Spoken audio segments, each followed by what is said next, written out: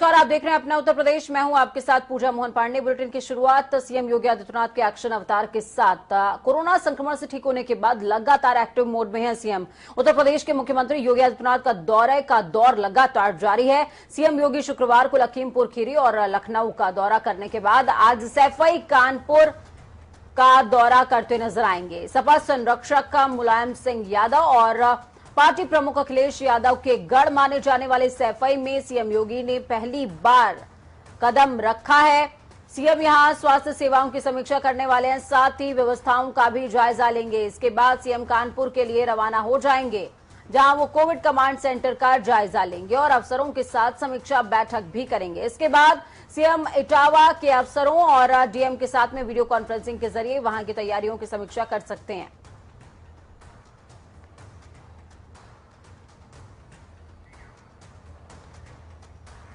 इस खबर पर ज्यादा जानकारी के लिए अभिनव हमारे साथ में लाइव जुड़ चुके हैं। अभिनव, क्या कुछ अपडेट है आपके पास? सीएम कब तक पहुंच जाएंगे कानपुर?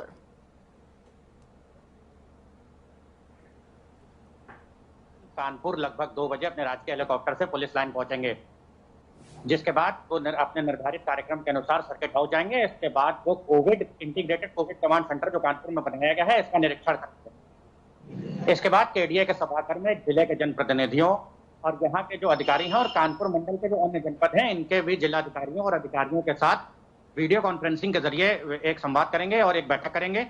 उसके बाद 4:20 पर मुख्यमंत्री मीडिया को भी ब्रीफ करेंगे।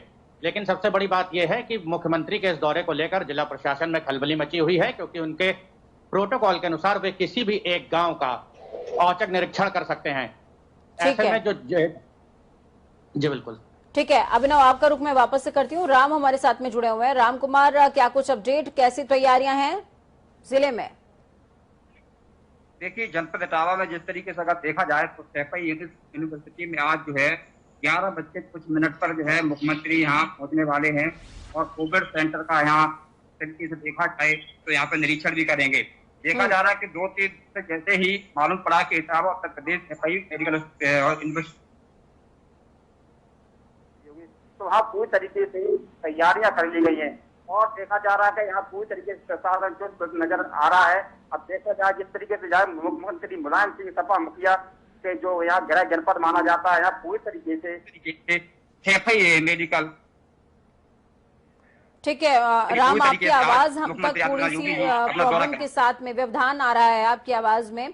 अभिनव हमारे साथ में जुड़े हुए हैं। अभिनव, सैफई पहली बार जा रहे हैं सीएम योगी आदित्यनाथ। कानपुर का दौरा वो करते ही रहते हैं और कानपुर में जिस तरीके से ब्लैक फंगस के मामलों में इजाफा तेजी से हुआ है, दौरा सीएम का कोरोना को लेकर के हो रहा है, लेकिन ब्लैक फंगस के मामलों ने कहर बरपा रखा है कानपुर के अंदर। क्या लगता है कि ब्लैक फंगस को लेकर के भी क्या कोई ब्रीफिंग हो सकती है क्या? जी बिल्कुल, आपको बता दूं कि जिस तरह से वीडियो कॉन्फ्रेंसिंग के जरिए वो अधिकारियों से बात करेंगे, जिसमें कानपुर के भी अधिकारी रहेंगे ही, तो आपको बता दूं कि ब्लैक फंगस जो है कानपुर में कुछ ऐसे नए मामले भी सामने आए हैं जिनमें ब्लैक फंगस ऐसे लोगों को भी हुआ है जो नॉन कोविड मरीज थे। तो ऐसे में अब डॉक्टरों के सामने भी बड़ी परेशानी है और जिला प्रशासन भी इससे निपटने के लिए हर कोशिश कर रहा है। लेकिन सीएम के दौरे को लेकर इस बात पर और इस ब्लैक फंगस के विषय पर जरूर बात हो सकती है, क्योंकि एक बहुत चिंता का विषय बना हुआ। महामारी घोषित होने के बाद से ही कई ऐसे मरीज सामने आए कानपुर में जो नॉन कोविड थे और ब्लैक फंगस के भी मरीज थे।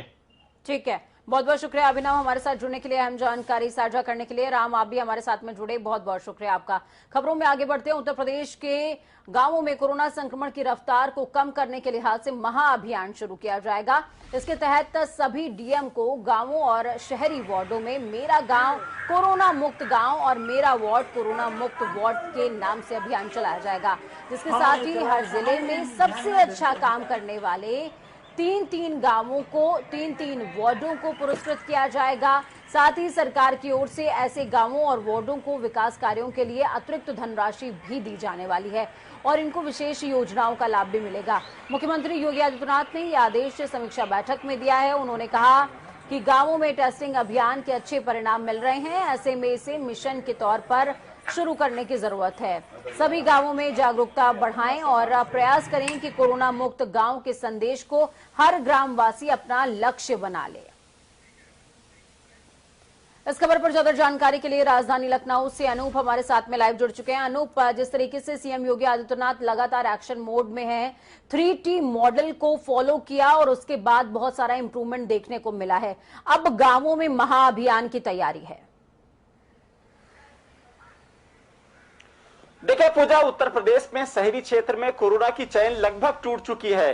अब गांव की बारी है। मुख्यमंत्री योगी आदित्यनाथ ने जिस तरीके से, जिस अभियान के तहत उत्तर प्रदेश में कोरोना की चैन तोड़ने का काम किया है, आपने देखा जिस तरीके से गांव में थोड़ा सा जागरूकता की कमी थी, लोग बुखार समझते थे और कहीं न कहीं कोरोना के लक्षण होते थे।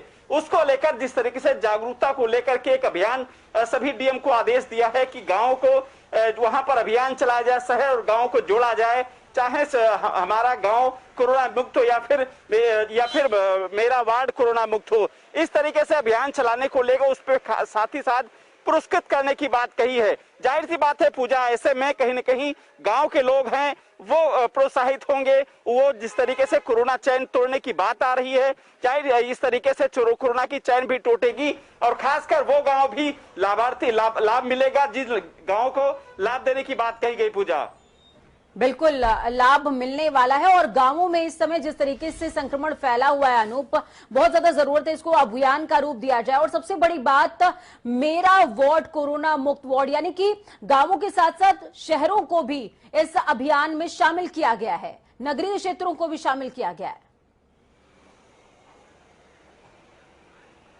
बिल्कुल पूजा, सही बात है कि गांव और जब शहर एक साथ अभियान पे शुरुआत करेंगे तो जाहिर सी बात कामयाबी मिलेगी। इस अभियान में पूजा आपने देखा होगा कि जिस तरीके से एक प्लानिंग के तहत डीएम को आदेश दिया गया है, चाहे गांव में निगरानी समिति की बात करें या फिर चेतक टीमों की बात करें या फिर टेस्टिंग की बात करें, एक अभियान चला के वहां पर कोरोना को चैन तोड़ने की बात, एक अभियान चलाया गया है। इसका लाभ भी पूजा मिला है। अब इस अभियान से जाहिर सी बात है इस गाँव में। ठीक है, बहुत बहुत शुक्रिया अनूप हमारे साथ जुड़ने के लिए, अहम जानकारी साझा करने के लिए। तो खबरों में आगे बढ़ते हुए आपको बताएं कि सुप्रीम कोर्ट ने इलाहाबाद हाई कोर्ट के उस आदेश पर रोक लगा दी जिसमें उत्तर प्रदेश सरकार को प्रत्येक गांव में आईसीयू सुविधाओं के साथ 2 एम्बुलेंस उपलब्ध कराने के निर्देश दिए गए थे। यूपी सरकार ने सुप्रीम कोर्ट को कहा कि राज्य में 97,000 गांव हैं और 1 महीने के समय सीमा में इन तमाम चीजों को पूरा करना यह असंभव बात है। सुप्रीम कोर्ट ने इलाहाबाद हाई कोर्ट के यूपी में भगवान भरोसे चिकित्सा व्यवस्था टिप्पणी वाले फैसले पर रोक लगाते हुए कहा, यूपी सरकार इस टिप्पणी को विरोध में ना ले, एक सलाह के तौर पर ले। सुप्रीम कोर्ट ने हाई कोर्ट को नसीहत देते हुए कहा है कि उच्च न्यायालय कोविड प्रबंधन मामलों से निपटने के दौरान उन मुद्दों से बचें जिनका अंतर्राज्यीय या फिर अंतर्राष्ट्रीय प्रभाव है, क्योंकि सुप्रीम कोर्ट अखिल भारतीय मुद्दों से निपट रहा है। सुप्रीम कोर्ट ने यह भी कहा है कि सभी हाई कोर्ट को अपना आदेश को लागू करने की व्यवहारिकता पर भी विचार करना चाहिए, यानी कि वही आदेश धरातल पर लागू करने की बात कही है जो लागू हो सकते हैं, जिन पर अमल किया जा सकता है।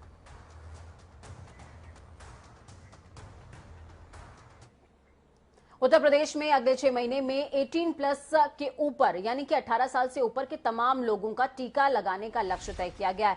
मुख्यमंत्री योगी आदित्यनाथ ने इस बारे में अगले 6 महीने में इस आयु वर्ग के सभी प्रदेशवासियों के वैक्सीनेशन के लक्ष्य के साथ पूरी योजना बनाने की तैयारी के निर्देश दिए हैं। सीएम योगी ने कहा कि टीकाकरण का काम व्यापक स्तर पर संचालित किया जाए। ग्रामीण क्षेत्र में वैक्सीनेशन कार्य को प्रभावी ढंग से संचालित करने के लिए कॉमन सर्विस सेंटर को सक्रिय कर दिया जाए, उनका उपयोग वैक्सीनेशन के रजिस्ट्रेशन में किया जाए। सीएम ने कोविड वैक्सीनेशन की कार्यवाही निर्बाध और सुचारू ढंग से संचालित करने के निर्देश दिए हैं।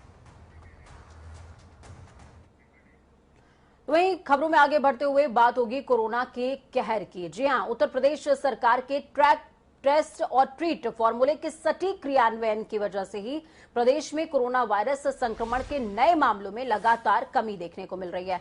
प्रदेश में बीते 24 घंटे में 7,735 संक्रमित मिले हैं, जो कि हालांकि कल से ज्यादा हैं, लेकिन पहले के कंपैरिजन में ये कम है।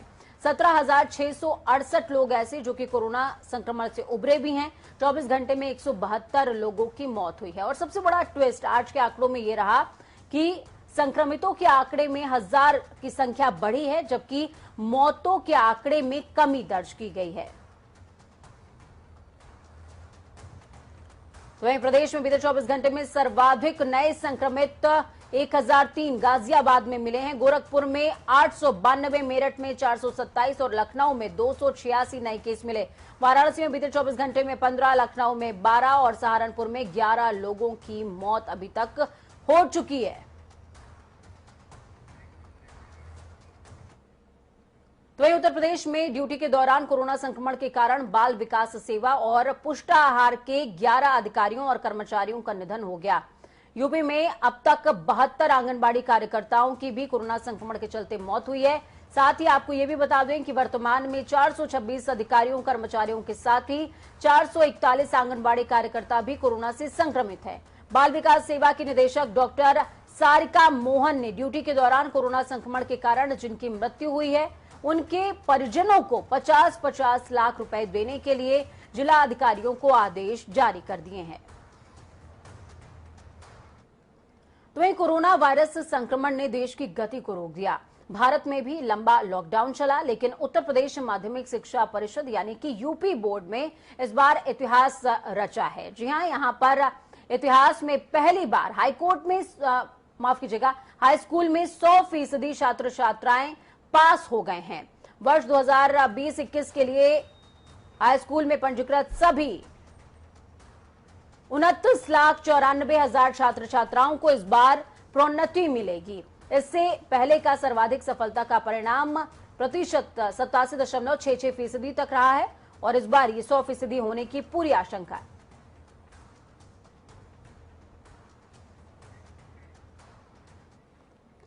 कोरोना संक्रमण के कारण अनाथ हुए बच्चों के पुनर्वास के संबंध में कांग्रेस प्रमुख सोनिया गांधी ने एक पत्र गुरुवार को पीएम मोदी के नाम लिखा। इस पत्र में उन्होंने लिखा था कि ऐसे बच्चों को नवोदय विद्यालय के तहत पढ़ाई करवाई जाए। इस पत्र के ठीक एक दिन के बाद उत्तर प्रदेश के प्रयागराज से भाजपा सांसद रीता बहुगुणा जोशी ने सोनिया गांधी को एक पत्र लिखा, जिसमें कहा गया कि केंद्र और यूपी सहित भाजपा शासित राज्यों ने ऐसे बच्चों की मदद करने के लिए पहले ही कदम उठा लिए। साथ ही रीता बहुगुणा जोशी ने सोनिया गांधी से इस मामले में कांग्रेस शासित राज्यों की निगरानी करने को कहा, जहां पर महामारी का प्रभाव बेहद विनाशकारी है। पत्र में रीता बहुगुणा जोशी ने लिखा कि हम आपकी चिंता की सराहना करते हैं, लेकिन शायद आप इस तथ्य से चूक गई कि भारत सरकार ने उन अनाथ बच्चों के पुनर्वास के लिए दिशा निर्देश जारी कर दिया है और सभी राज्यों को एडवाइजरी भी भेजी गई है। तो वहीं समाजवादी पार्टी के राष्ट्रीय अध्यक्ष अखिलेश यादव ने एक बार फिर से भाजपा सरकार पर निशाना साधा। अखिलेश ने कहा, कोरोना महामारी और ब्लैक फंगस के आतंक के बीच भारतीय जनता पार्टी की सरकार सच को पूरी तरीके से नकार रही है। जनता में भ्रम फैलाने और झूठी वाहवाही लेने का कोई मौका नहीं छोड़ना चाहती। उन्होंने पीएम पर भी तंज कसते हुए कहा कि प्रधानमंत्री नरेंद्र मोदी जहां बीमार वहीं उपचार का नया नारा लेकर आ गए हैं। शहर से गांव तक पूरे राज्य में चिकित्सा व्यवस्था बर्बाद करने के बाद बधाई का आदान प्रदान चल रहा है। अखिलेश ने कहा, भाजपा की सोची समझी रणनीति के तहत ऐसा किया जा रहा है ताकि जनता भ्रम में रहे और बिना उपचार हो रही मौतों पर पर्दा पड़ा रहे। वहीं यूपी के सीएम का फर्जी विशेष कार्याधिकारी बनकर ठगी करने वाले गिरोह के सरगना समेत 4 सदस्यों को एसटीएफ ने गिरफ्तार कर लिया। लखनऊ में एनएक्सी के पास से गिरफ्तारी की गई है। गिरफ्तार सरगना अतुल शर्मा न्याय विभाग में समीक्षा अधिकारी के पद पर तैनात रहा है। इसी तरह के फर्जीवाड़े के चलते बर्खास्त किया गया था। इसके पास से 14 mobile, 22 SIM card, 6 bank ATM card, 1 car, 1 bike समेत तमाम चीजें बरामद हुई हैं। पूरे मामले की जांच में अब तक 2 करोड़ की ठगी का खुलासा हुआ। इस पर एसीएस होम अविनाश अवस्थी ने आरोपियों के खिलाफ जांच के निर्देश भी दिए हैं। वहीं अमरोहा बावनखेड़ी में प्रेमी सलीम के साथ मिलकर अपने परिवार के 7 लोगों का गला काटकर मौत की नींद सुलाने वाली शबनम एक बार फिर से चर्चा में है। रामपुर निवासी आरटीआई एक्टिविस्ट दानिश खान की ओर से उसकी फांसी की सजा को रोकने को लेकर राष्ट्रीय मानवाधिकार आयोग में केस दर्ज कराया गया था। केस दर्ज करने के 24 घंटे के अंदर, मात्र 24 घंटे के अंदर आयोग ने इस मामले में पल्ला झाड़ते हुए उसे खारिज कर दिया। हवाला दिया कि ये मामला न्यायिक प्रक्रिया में विचाराधीन है। आपको बता दें कि शबनम ने बीती 13 से 14 अप्रैल 2018 की रात को गांव के ही प्रेमी सलीम के साथ मिलकर अपने पिता शौकत अली समेत परिवार के 7 लोगों की गला काटकर हत्या कर दी थी। पुलिस ने घटना को पर्दाफाश करते हुए शबनम और सलीम को गिरफ्तार करते हुए जेल भेज दिया। इस पूरे मामले में शबनम और सलीम को फांसी की सजा सुनाई जा चुकी है। इस खबर पर ज्यादा जानकारी के लिए संजीव लखनऊ से हमारे साथ में जुड़ चुके हैं। संजीव, बार बार शबनम को बचाने की कोशिश हो रही है, राष्ट्रीय मानवाधिकार के दरवाजे तक पहुंच गए आरटीआई एक्टिविस्ट, लेकिन ये जो याचिका थी वो खारिज कर दी गई मात्र 24 घंटे में। बिल्कुल, देखिए पूजा, जिस तरीके से उत्तर प्रदेश में हत्यारिन शबनम को बचाने की कोशिश हो रही है, उससे साफ है कहीं ना कहीं अब शबनम की मुश्किलें कम नहीं होंगी। जिस तरीके से 21 मई को रामपुर के सोशल एक्टिविस्ट दानिश खान ने याचिका डाली थी मानवाधिकार आयोग में कि शबनम की फांसी टाल दी जाए या फिर महिला जल्लाद से उसको फांसी दी जाए, 24 घंटे में ही मानवाधिकार ने यह कहते हुए कि मामला न्यायिक प्रक्रिया में है, पूरी तरीके से खारिज कर दिया। मैं आपको बता दूं कि मायावती शासनकाल में 2008 में 14 और 13 अप्रैल की रात में मास्टर शौकत के परिवार पर उस समय कहर बनकर टूटी वो रात जब उनकी बेटी ने अपने प्रेमी सलीम के साथ पूरे परिवार के 7 लोगों की हत्या कर दी। हालांकि शुरुआत में बरगलाने की कोशिश की थी शबनम ने पुलिस को, प्रशासन को, लेकिन बाद में पूरी तरीके से परतें खुलती गईं और आरोप पूरी तरीके से शबनम और उसके प्रेमी सलीम पर आया। हाईकोर्ट और सुप्रीम कोर्ट पूरी तरीके से शबनम को फांसी का ऐलान कर चुके हैं। मथुरा जेल में इसके एक बार ट्रायल हो चुका है।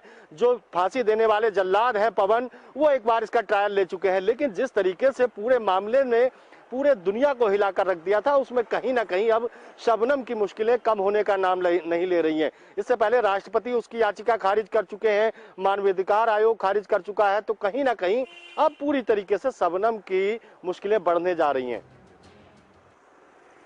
जानकारी साझा करने के लिए।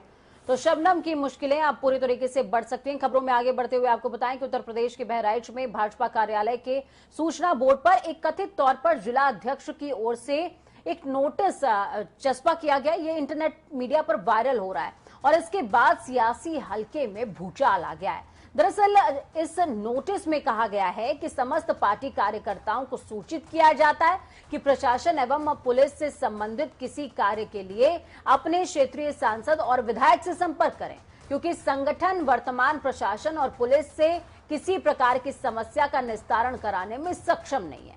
वहीं ये पोस्टर सोशल मीडिया पर वायरल होने के बाद जिला भाजपा नेतृत्व ने सफाई पेश की। भाजपा ने इस तरह के नोटिस लगाए जाने से इनकार किया। जिला अध्यक्ष ने साफ तौर पर कहा कि ये मुझे बदनाम करने की साजिश हो रही है।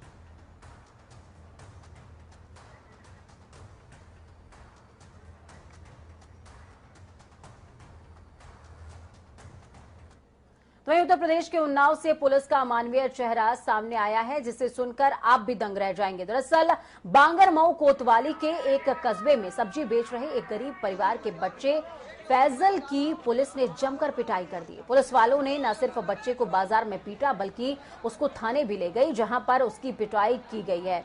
इतना पीटा गया कि बच्चा बेहोश हो गया, जिसके बाद बच्चे को इलाज के लिए अस्पताल में भर्ती किया गया, जहां पर डॉक्टरों ने उसे मृत घोषित कर दिया। जिसके बाद हजारों लोग पुलिस के विरोध में सड़क पर उतर आए हैं। लोगों को नियंत्रित करने के लिए मौके पर पीएससी को तैनात करना पड़ा है। इस घटना के बाद स्थानीय लोगों में गुस्सा भरा हुआ है और पूरे इलाके में माहौल गर्म है।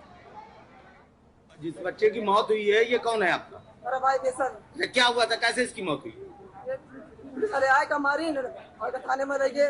नहीं, कहाँ से ले गए? कहाँ से? बाजार से। क्या कर रहा था बाजार में? बाजार में बैठा था, सब्जी लगाया था। हाँ। और भी और लोग भी बैठे थे। वे सब भाग गए थे। तो इसका पकड़ीन, उसका मारिन भी। थाने में लगे उसको। जब आपको तुम्हारा भाई दिया गया, किस हालत में था वो? तो वहीं एक बड़ी खबर सामने आ रही है इस वक्त की बड़ी और अहम जानकारी आपको दे रहे हैं। केंद्रीय मंत्री संजीव बालियान के दूसरे भाई का निधन हो गया है। कोरोना संक्रमण की वजह से भाई राहुल बालियान का निधन हुआ है। राहुल बालियान की स्थिति गंभीर होने के कारण वेंटिलेटर पर रखा गया था। 4 दिन पहले भाई जितेंद्र बालियान का भी कोरोना के चलते निधन हुआ है। तो मुजफ्फरनगर से बड़ी और दुखद खबर है ये। 4 दिन पहले एक भाई को गंवाया था संजीव बालियान ने और अब दूसरे भाई का